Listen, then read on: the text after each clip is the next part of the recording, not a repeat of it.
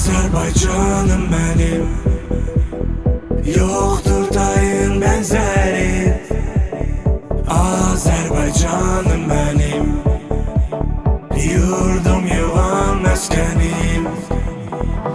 Azərbaycanım mənim, yoxdur dayın bənzəri. Azərbaycanım mənim, yurdum, yuvam, məskənim.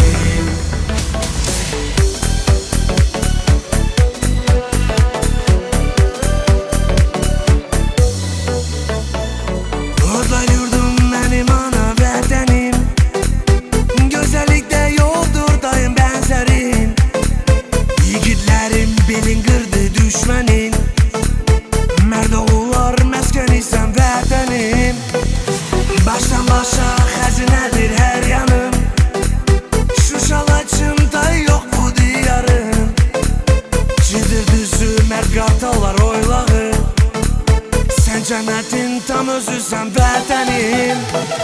Azərbaycanım mənim, yoxdur dayın bənzəri. Azərbaycanım mənim, yurdum, yuvam, məskənim.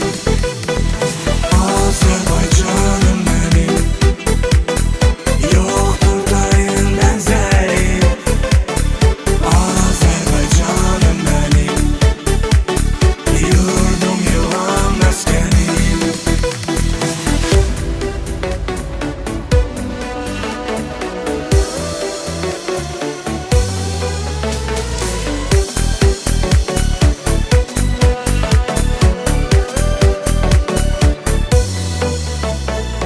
Много стран я повидать успел уже, только он всегда живет в моей душе.